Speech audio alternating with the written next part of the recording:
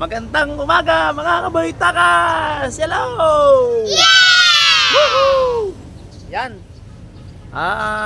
Yes. Maaraw na umaga. Sana. Ako po, actually ako kanina pang gising, mga 4 o'clock. Hindi lang ako nakapag-content kasi ang plano ko talaga ay maligo ng maaga, tapos ay pasyalan ng school dahil bibisitahin muna kung anong nangyari na, at saka syempre bibisitahin ko din yung aking family friend dahil yung aking family friend ay kahapon ko pang hindi makakontak sa Santa Maria. Shoutout sa iyo ha, Bune. Sana okay kayo dyan. Ama bes. Tapos 5:30 ako yung nag-alarm uli, wala palang tubig. So mga guys, actually nagka-kuryente ay mga mag-11 o'clock na ng gabi, 11. Tapos yun, hintay talagang pagka-kuryente, nag-charge agad ng laptop, cellphone, at kung ano-ano pa. Ngayon, wala naman tubig. Hanggang kaninang umaga, walang tubig. Actually, di pa ako naligo. Oh. Pero okay lang naman, at least nagmumug naman ako. Okay, so time check, 6:50 ng umaga. Nung umalis ako, lumabas ako ng bahay, nagkaroon naman ng tulo. So, may tulo ng kaunti. So ngayon naman, kami maglilinis yan ng kapaligiran. Yan ang paligiran ha. Ito ang aming harap ng bahay. Kalat. Ayan. So, of course, medyo malinis ang kalye. Maraming alang down. Ayan. So, siguro mamaya pag tayo ay nagpunta ng Bawan, makikita natin ang ibang lugar. Pero sa ngayon, unahin ko muna ring aming bahay at talagang maglilinis muna. Ayan. O, tumba ang maliit mo paya. Yan, so yun ang lilinisin. Okay? So, samahan nyo ako maglinis guys. Mamaya na ako magkakape. Okay? So, for a while muna ha. For a while. Ayan mga guys, magwawalis muna tayo ha. So, ang kalaban ngayon ay ang lamok naman. Pagkatapos ng ulan, ay di lamok.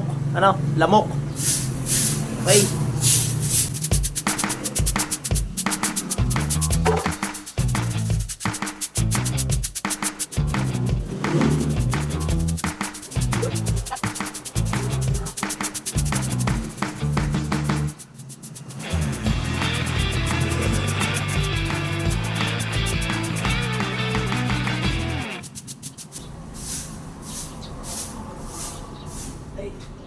Ayos po mga guys.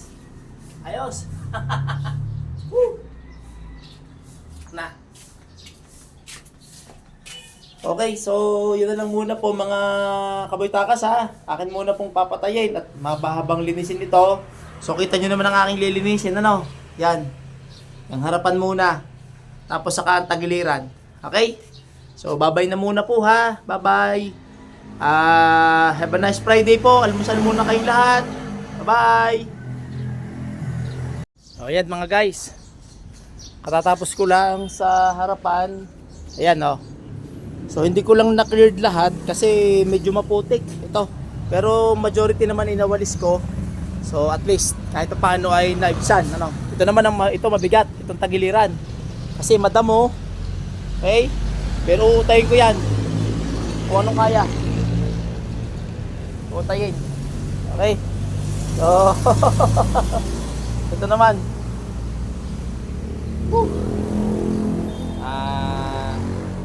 Medyo maputik nga lang. Hindi ko naman ma-clear lahat to kasi nga basa pa ang lupa, madamo. So kung ano lang yung pwedeng walisin dito at madadala, yun mo lang aking gagawin, ano. Nakita nyo naman guys sa camera.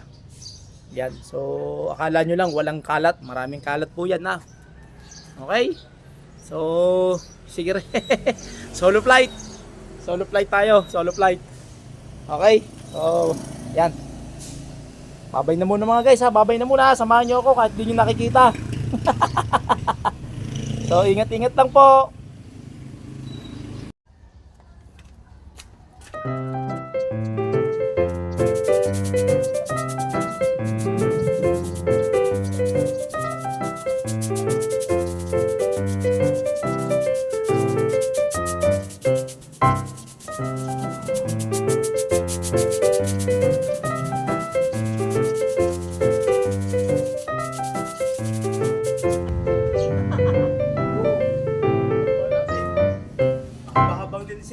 guys, mahaba-habang linisin.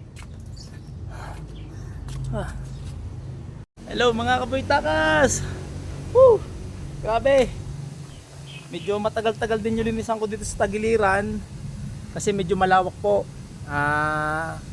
Yan, at least naalis ko yung mga damo-damo, dahon-dahon. Siyempre hindi naman perfect. Unang-una mahirap palisin dahil basa pa ang damo. Tapos yan, kapit pa sa putik. Pero at least kahit pa paano, nabawasan naman pati Tagiliran. So ito na lang likod ang aking wawalasan. Medyo madami din ditong kalat.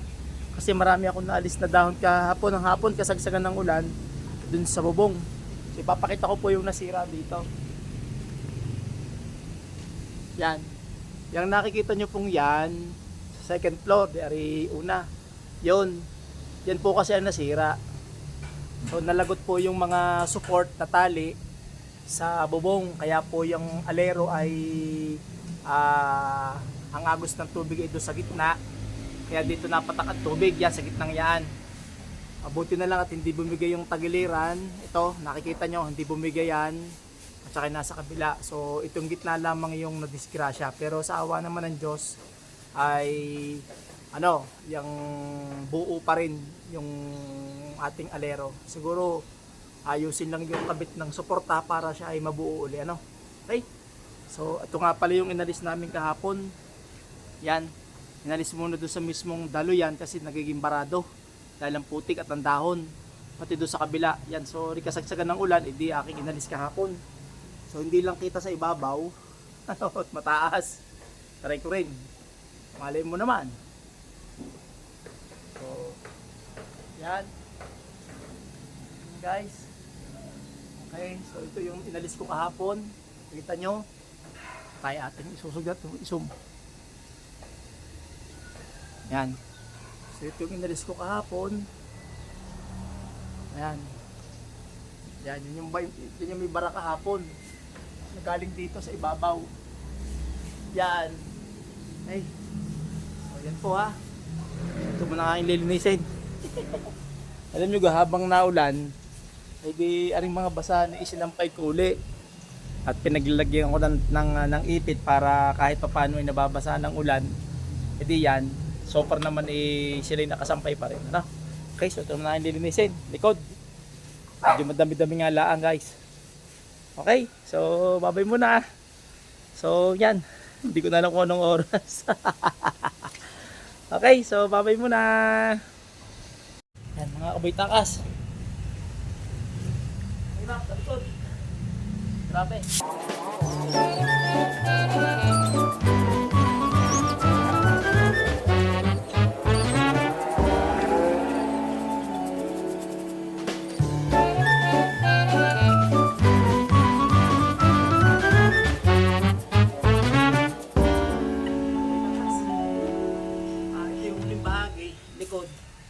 Nakakangali ng likod. Grabe. So, ako muna itutuloy ha. Mamaya na uli guys. Okay. Bye. Hi. Sakit sa likod. Hello mga kabitakas. So, ako po ay tapos na din sa likod. Ayan. Ayan. So, hindi ko naman siya na perfect kasi nga marami pang basa pa ang lupa, dahon, saka damo. Kaya yun lang mga kaya kong na ipon. So ako yung naka-4 na bags kasama na ang basura. So recap lang, review. Naka-4 akong basura bags. Yan. Ayan o. Naka-4 akong bags. Grabe. Ngayon naman lilinisin ko rin 3 basurahan, garbage cans, para mapakinabangan uli. Ayan. Ito. So lilinisin ko yun dito. Okay, hanap lang tayo ng magandang anggulo. Pero wag na. Yan na, basta lilinisin ko na lang mga guys ha. Okay. So time check siguro mag-alas 8 na. Okay, bye-bye mga guys. Makalipas ang ilang sandali. Hello mga kaboy takas, welcome back. So ako ay nakaligo na.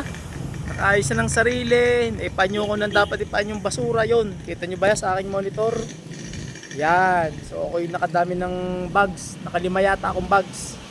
At nilinis ko na rin yung basurahan sa likod. Hindi ko lang na-vlog kanina at medyo madumi ang aking kamay. Anyway, so ako po ay papunta na ngayon sa school naman. Bibisitahin ko naman ang school.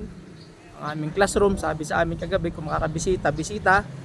And then bibisitahin ko na rin ang aking family friend sa Santa Maria. Sana okay lang sila. Hindi pa ako nakapag-data kasi wala pang signal.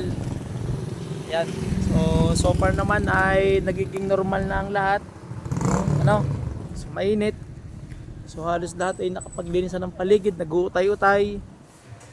And then dumabalik ang kuryente. May tubig na rin kahit hindi masyadong malakas. Tapos yung iba daw ay wala pang kuryente, sabi ng kapatid ko kanina nung punta ng palengke. So sana naman nga ituloy-tuloy na ito. At nang maka-move on ng kaunti sa mga nasalanta ng bagyo, lalong-lalo na. Okay? So ingat-ingat lang mga kapatid. See you later mga kapagtakas ha. Bye-bye for a while. Wow! Woo! Ayan, sige po. Guys, ako yan dito sa may sigsag. Dali pala dito yung mga puno ng saging. Saging, madali.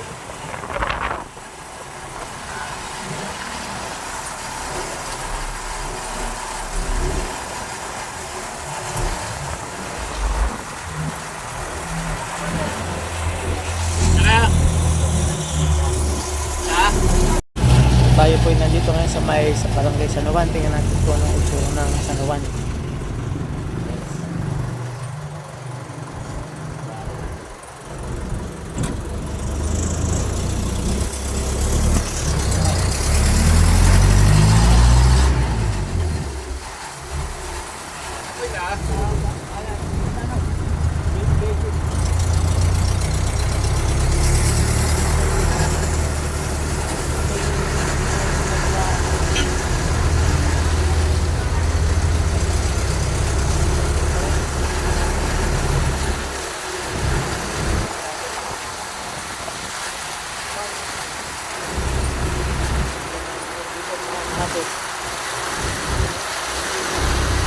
Guys,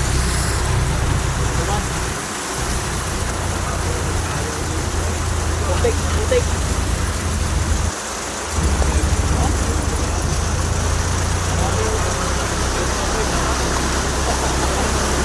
Nasayaw.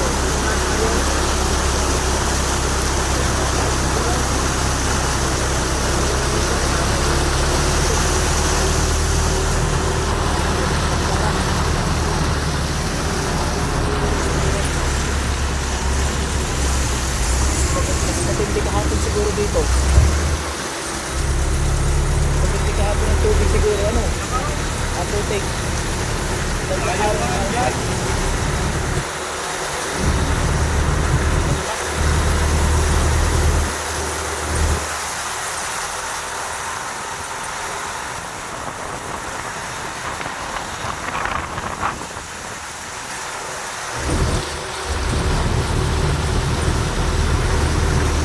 Tapos mahaba ng kanya ng San Juan.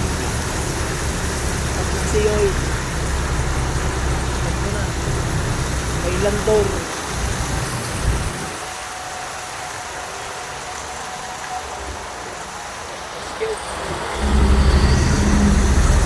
Pero may tuloy na sa Roque siguro Ilalim na tuloy na sa Roque lalo na. Oo. May relocation.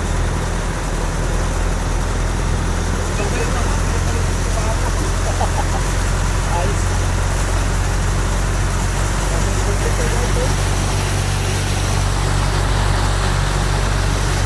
Natuyo, babot.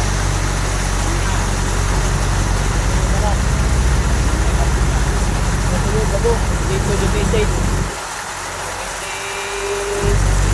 Ayurin. Wawa mga tao dito.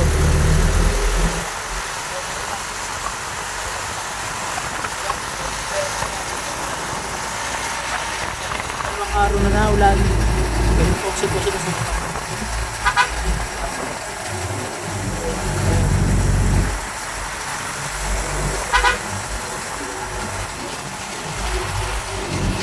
po. Tingnan naman natin itong kahabaan ng bolo.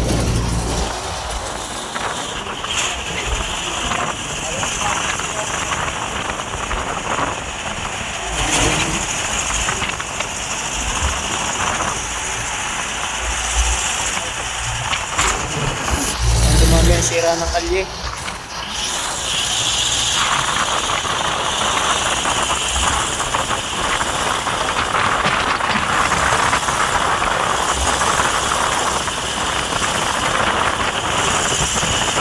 Dito naman tayo sa may malapit na San Roque, yung relocation kung saan ay binaha yung lugar, pero syempre passable na ngayon. Tingnan natin kung anong itsura ha.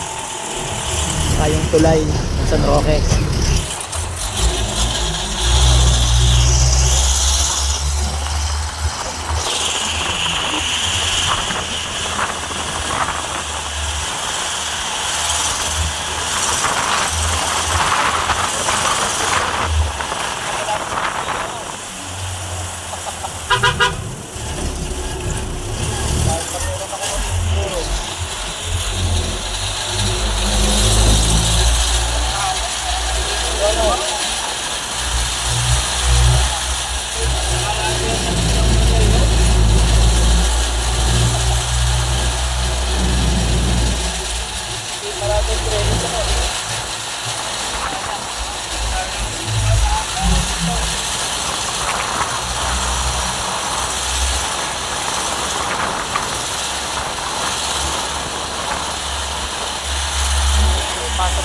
So guys, tingnan naman natin yung tulay.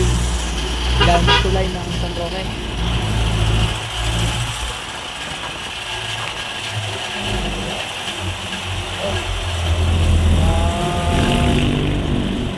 Siguro mga tagilalim ng tulay din eh. Siguro. Okay. Ayun guys, wala pang yung siguro dito sa bayan. San Roque. Paano naman? Awa naman ang mga araw.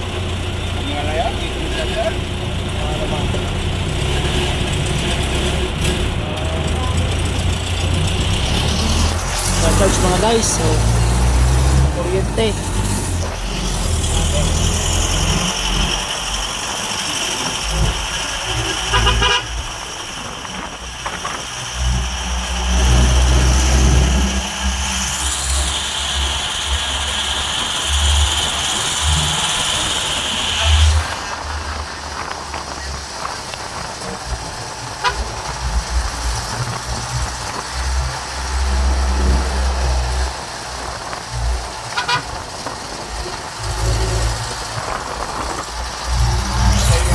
Tulay ha.